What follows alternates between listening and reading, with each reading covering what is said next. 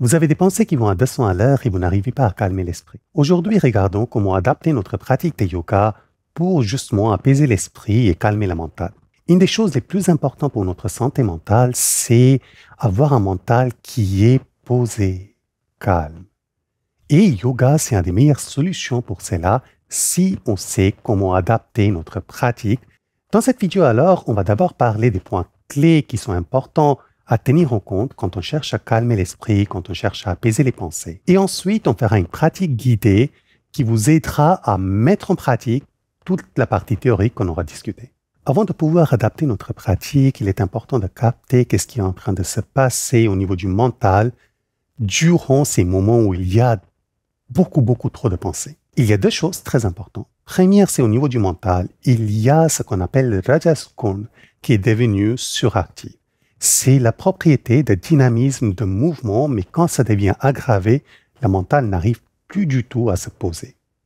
Au niveau du corps, c'est plutôt Vata Dosh qui commence à s'aggraver, et Vata Dosh, quand il devient aggravé, c'est comme si on était sous stress tout le temps, on aura des problèmes de constipation, l'insomnie et bien plus.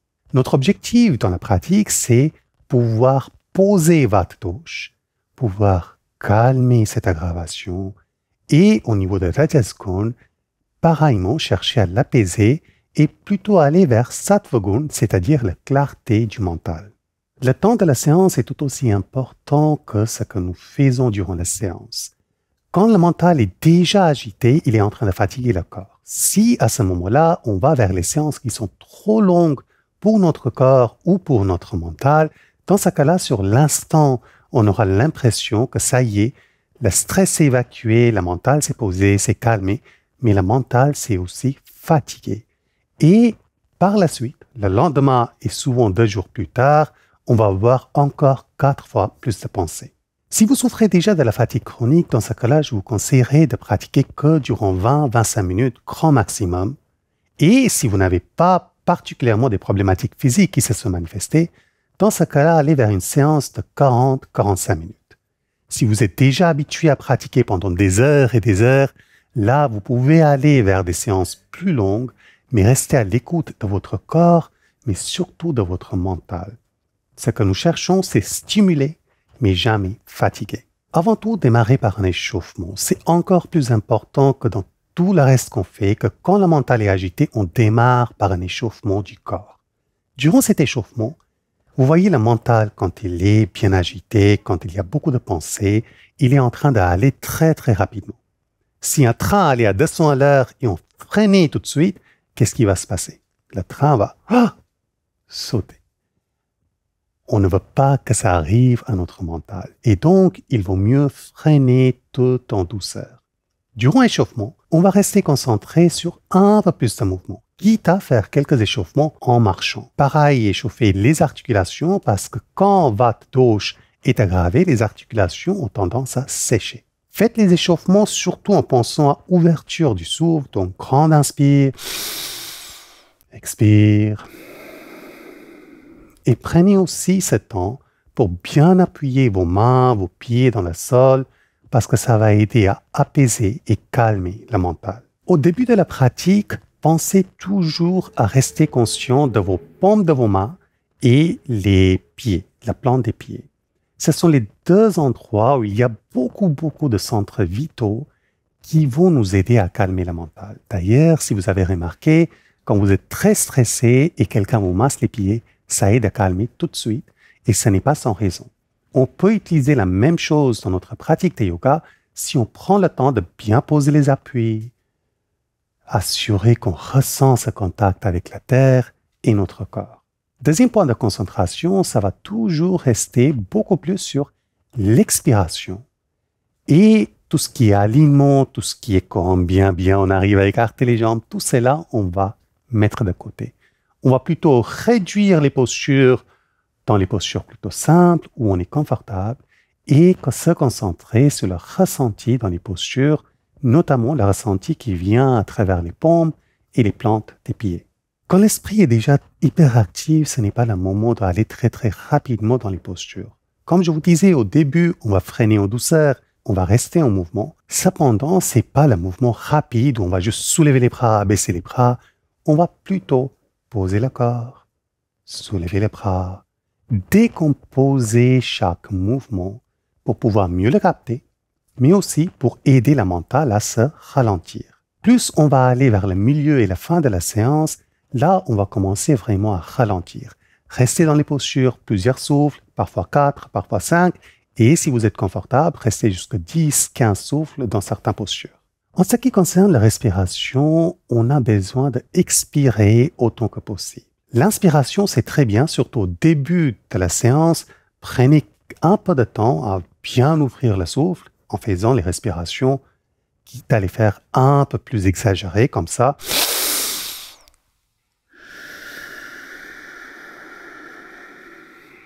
Mais plus on va aller dans la séance, plus on va se concentrer principalement sur notre expiration et laisser l'inspire se faire comme un mécanisme naturel, comme un automatisme naturel. Chaque fois que vous expirez, pensez à tracter légèrement l'abdomen vers l'intérieur pour pouvoir bien vider les poumons. Et finalement, si vous n'êtes pas complètement à l'aise à expirer par le nez, dans ce cas-là, ouvrez votre bouche pour expirer, mais ouvrez-la dans une forme de O comme ça.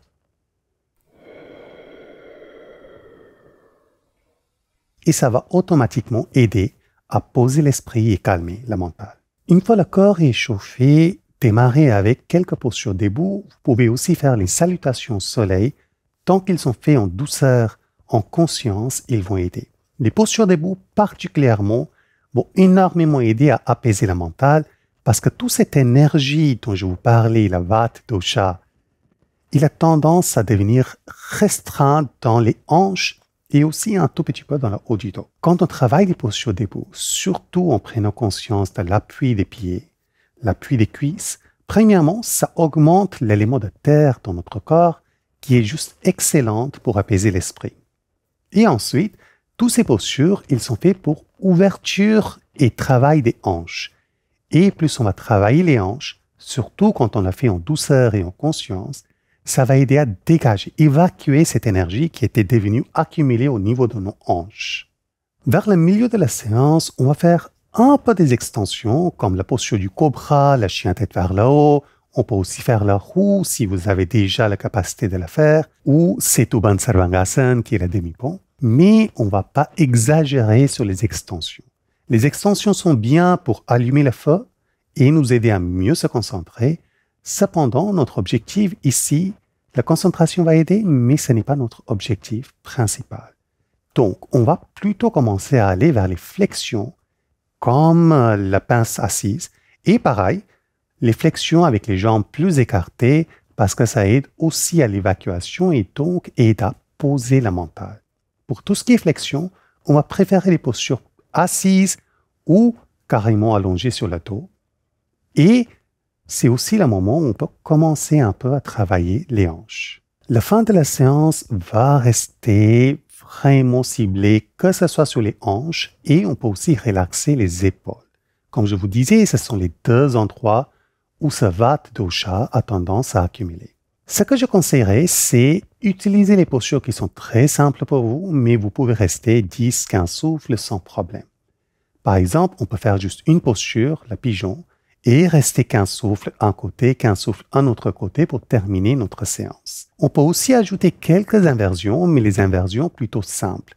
La chandelle ou la Viparita Karni, qui est juste soulever les jambes contre un mur et garder les jambes plus soulevées que notre bassin, sont tous des postures qui vont aider. Cependant, ne faites pas l'excès des inversions, même si ça aide à calmer la mentale sur le moment. Il est en train d'inverser le mouvement énergétique et sur le moyen terme, ça peut plutôt générer plus d'agitation si ce n'est pas bien contrôlé et si ce n'est pas bien fait. Même si notre séance est avant tout posturale, on va quand même la terminer en se posant assis. Vajrasana, la posture du diamant, est une excellente posture pour se poser. Et on va ajouter au moins une respiration. Ça peut être Chandrapedan, c'est-à-dire inspiration par la narine gauche et expiration par la narine droite. Ou ça peut être juste Ujjayi, où on cherche à inspirer et expirer à travers la glotte juste ici. avec ce son qui est très très particulier, qui fait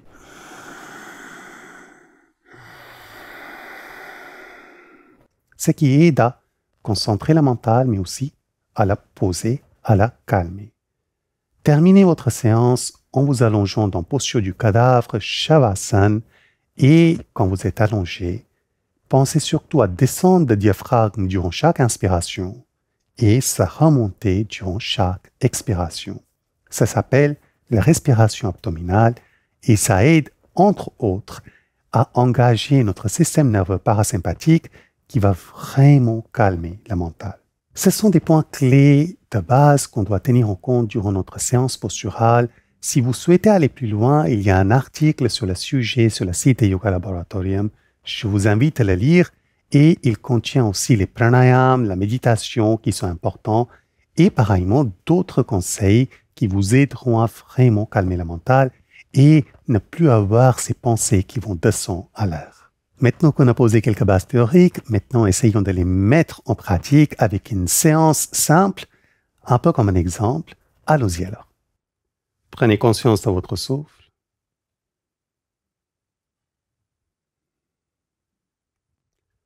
Avec chaque inspire, on prend le cosmos en nous. Avec chaque expiration, on se donne au cosmos. Gardez cette idée dans la tête et on va démarrer en nous connectant justement avec le cosmos.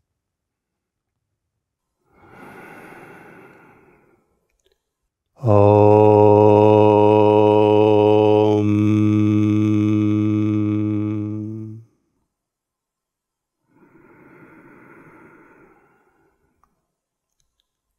Om.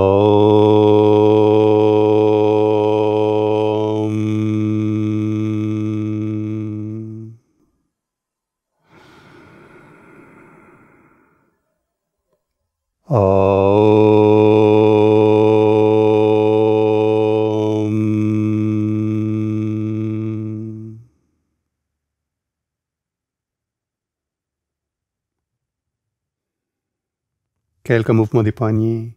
Tout le monde pense que les échauffements sont la partie la plus ennuyeuse, mais on peut les rendre intéressants.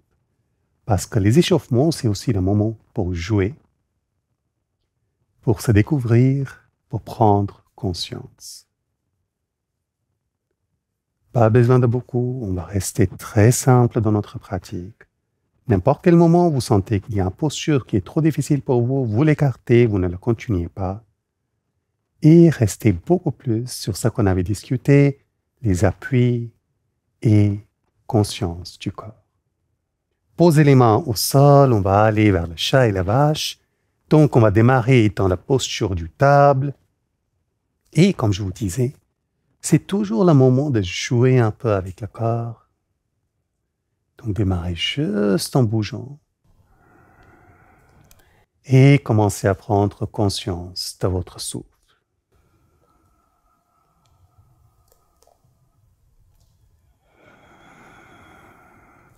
Tournez les mains légèrement vers l'extérieur et on va échauffer quand même un peu plus les poignets.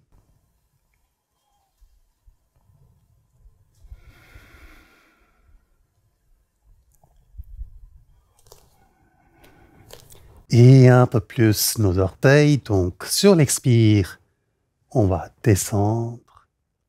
Sur l'inspire, monter. Expirez. Inspirez.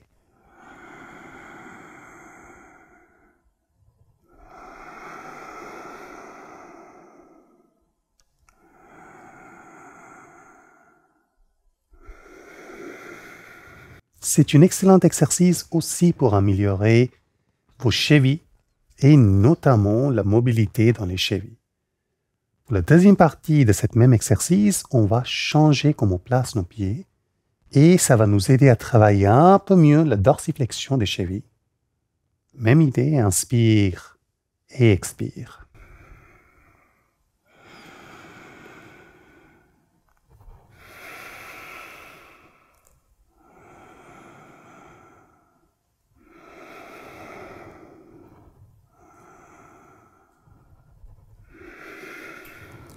Faisons quelques chats et la vache, mais cette fois-ci, prenez bien le temps de poser vos mains ressentir la paume et les coussinets de vos mains.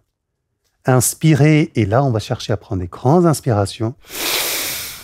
Expirez lentement.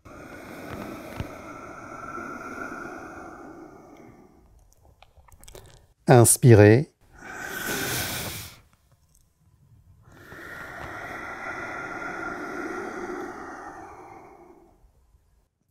Grande inspire.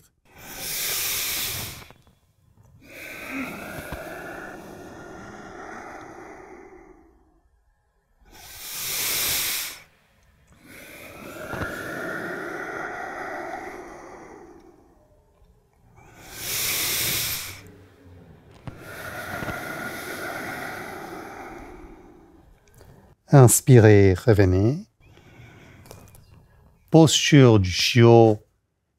Tournez les coudes vers l'extérieur, mais pas vers le ciel, juste vers l'extérieur. Expirez, descendez. Posez votre menton. Grande inspire, expirez.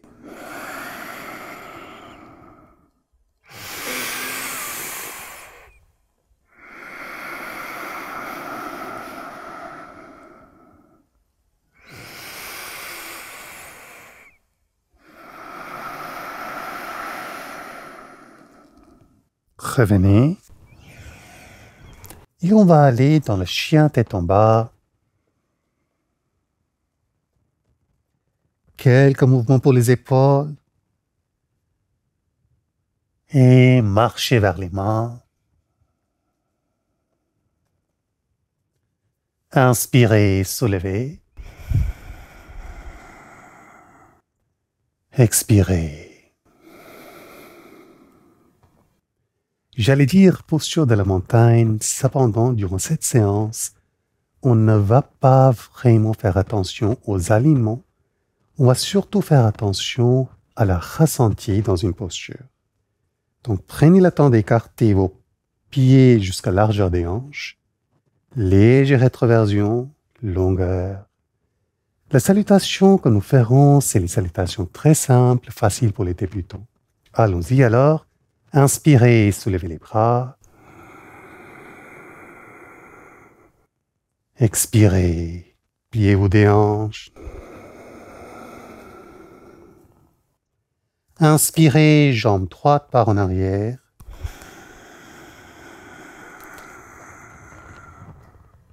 Expirez, allez en chien tête en bas.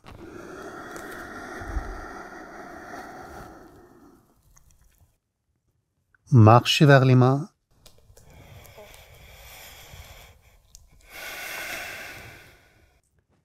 Inspirez, jambe gauche par en arrière. Expirez, de nouveau chien tête en bas.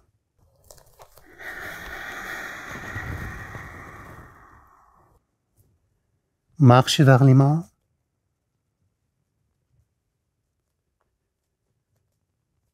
Prenez votre temps, posez les pieds, inspirez, soulevez. Expirez.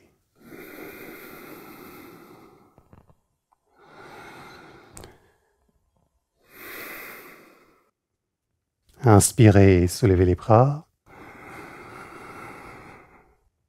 Expirez, pliez-vous des hanches. De nouveau, prenez le temps de repositionner un peu le corps.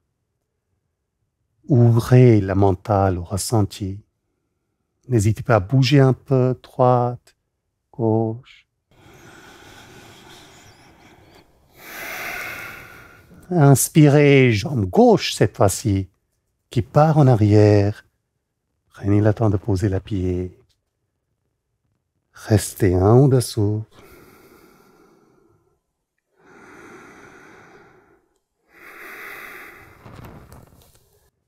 De là, on va de nouveau aller en chien tête en bas. Et cette fois-ci, restez. Des grands inspires. Expiration lente, posée.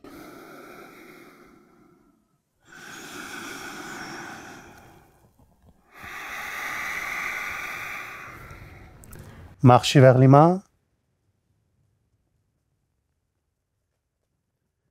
Inspirez, jambes droites en arrière. Et on va rester quelques mouvements avant-arrière, quelques mouvements droite-gauche. Si vous vous souvenez, je disais il ne faut jamais freiner d'un seul coup. Et donc, quand il y a beaucoup de pensées, c'est important de rester un peu en mouvement au début. De là, on va de nouveau aller en chien tête en bas.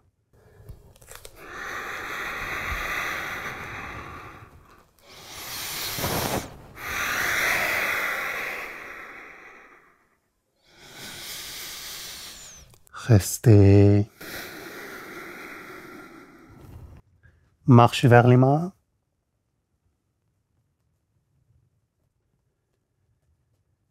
Prenez le temps de bien poser les pieds. Inspirez, soulevez.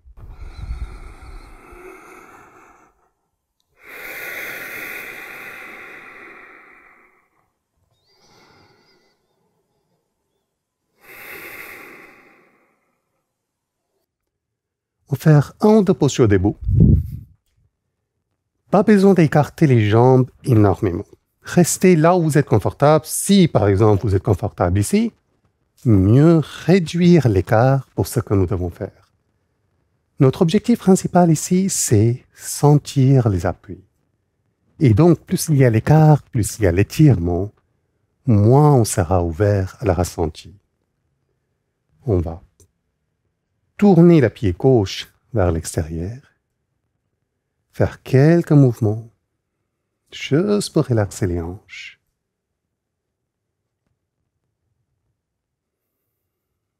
Et de là, aller en triangle.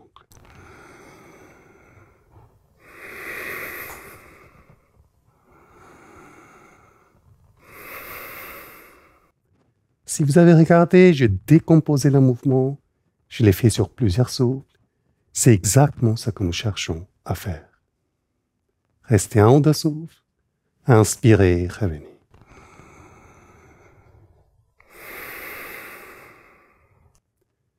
Tournez le pied vers l'intérieur, tournez l'autre pied vers l'extérieur.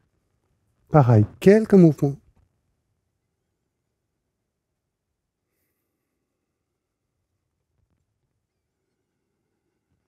Pensez aux appuis de vos pieds. Inspire, expire, inspire et expire.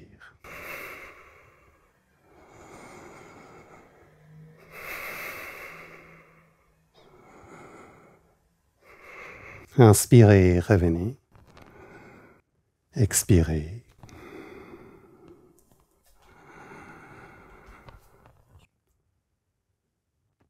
Prochaine posture que nous ferons, c'est Parshvakonasana, l'angle latéral, je pense qu'on appelle. Et inspire, expire, pliez les genoux de nouveau, pas besoin de descendre très bas. Posez une main et on va dans l'angle latéral. Pareil, on va rester 2-3 souffles.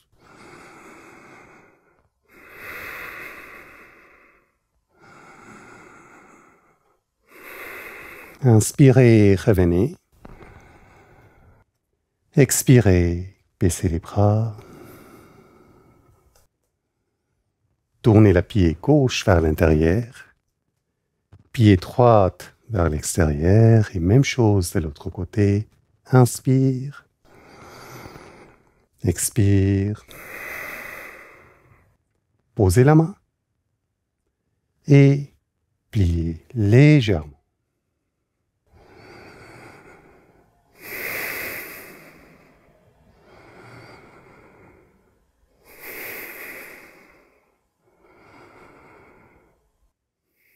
Inspirez, revenez. Expirez. De là, on va aller vers une extension. Donc, on va revenir en Tadasana. Si vous êtes à l'aise, descendez pour revenir. Inspirez. Expirez. Et de là, on va aller en cobra. Donc, inspirez. Expirez, pliez-vous des hanches. Marchez les pieds vers l'arrière. Faites des petits pas, petits pas, petits pas. Posez les genoux. Allongez-vous. Gardez les mains sous les épaules. Les orteils pointés loin du buste. Et sur l'inspire, cherchez l'extension. Restez.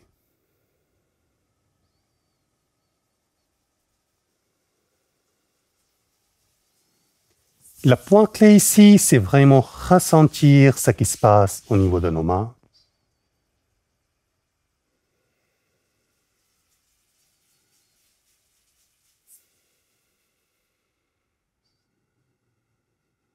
Expirez, descendez.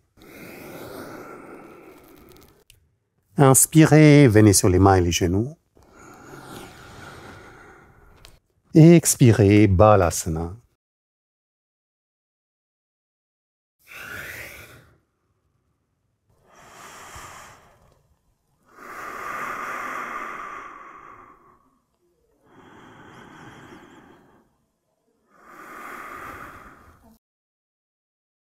Inspirez, asseyez-vous.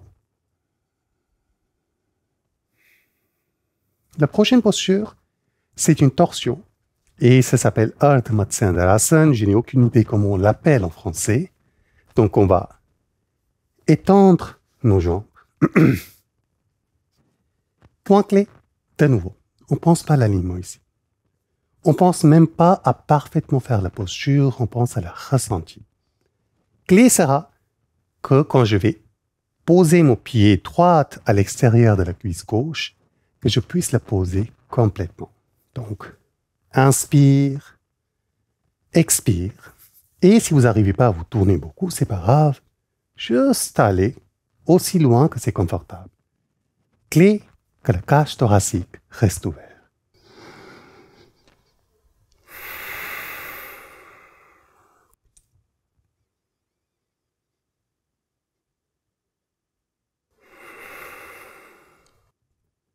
Cherche pas à rester longtemps, t'as 3 souffles. Ensuite, inspirez pour revenir. Expirez pour étendre la cuisse. Et on va faire la même chose. Donc, inspire, expire. Et on prend le temps de bien poser le pied. De là, expire et torsion.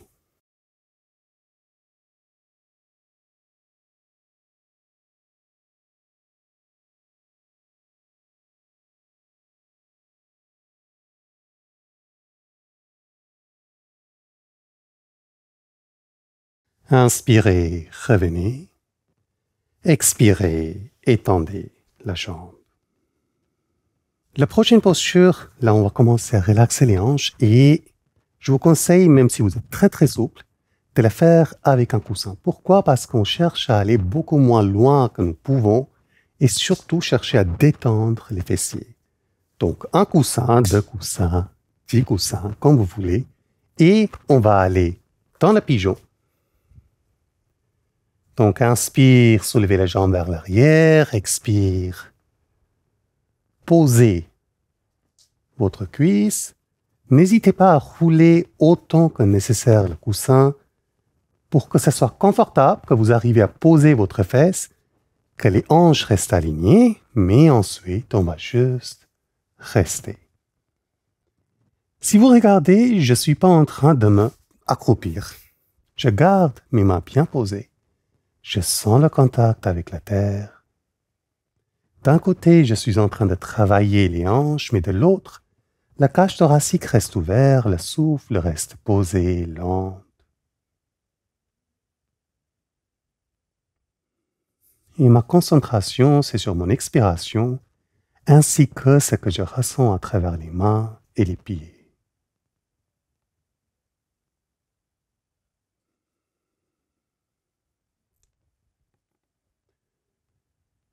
Si vous voulez, c'est une posture où vous pouvez vraiment rester 15-20 souffles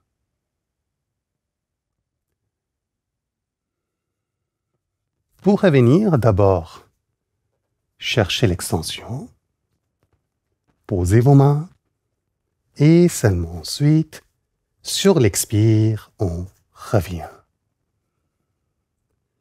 Même chose pour l'autre jambe, donc inspire, on soulève la jambe, expire, on prend notre temps, place le coussin comme c'est confortable et on expire et on reste.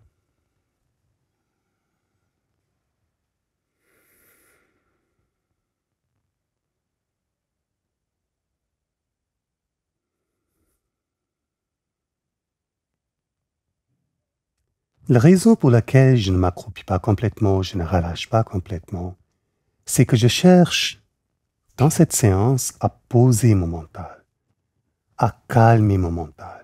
Je ne cherche pas à l'endormir. L'endormir, ça aide sur l'instant, mais pas sur le long terme. Ici, mon objectif, c'est poser en conscience.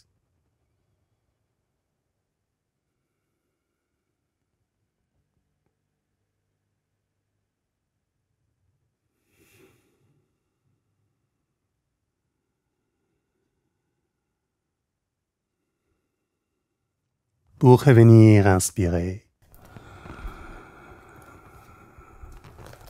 Prenez le temps de bien appuyer les mains. Placez les pieds, expirez. Et allez en chien tête en bas. Si vous êtes confortable dans cette posture, je vous invite de rester.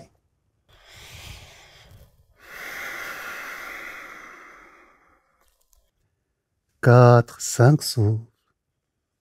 Si vous n'êtes pas confortable, vous pouvez aussi faire le chiot, qui est le chien tête en bas, mais avec les genoux posés par terre.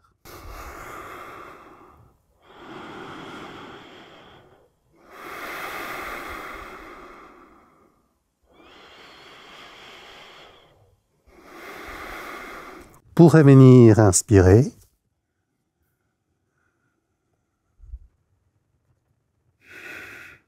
Et on va se mettre dans Vajrasana. Pourquoi? Ça s'appelle la posture du diamant. Dans cette posture, la façon dans laquelle le corps se place, il y a un mouvement d'énergie qui va aller du haut vers le bas. Et ça va énormément nous aider à nous poser.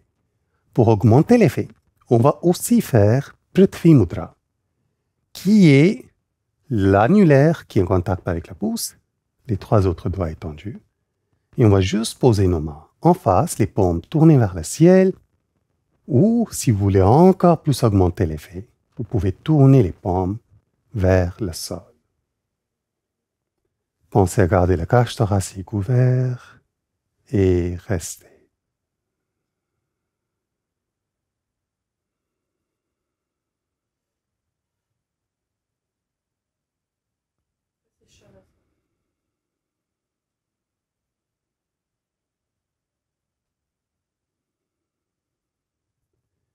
Et pour terminer, on va le faire en Shavasana. Alors, je dois enlever le micro, sinon il fait mal au dos. Mais, juste vous allonger de nouveau. Notre objectif n'est pas les alignements, n'est pas autre chose. Notre objectif, c'est juste se poser. Laissez les mains sur les côtés, chaque doigt, chaque orteil étendu. Laissez les pieds s'ouvrir et se concentrer sur cette zone. Donc, chaque inspire, le diaphragme descend, ce qui fera monter le ventre. Et chaque expire, le diaphragme remonte.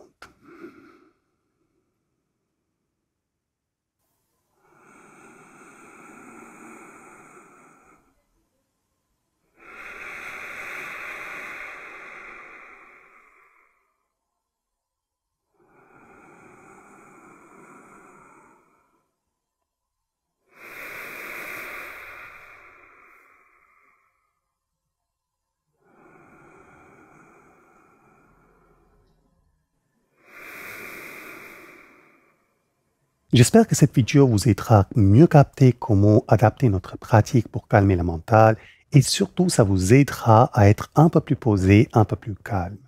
C'est bien pour chaque être d'être plus posé et plus calme, mais c'est aussi bien pour notre société. Si vous voulez savoir pourquoi c'est si bien, laissez-moi un commentaire et je ferai une vidéo sur le sujet. Avec cela, je vous souhaite une excellente journée. Namaste.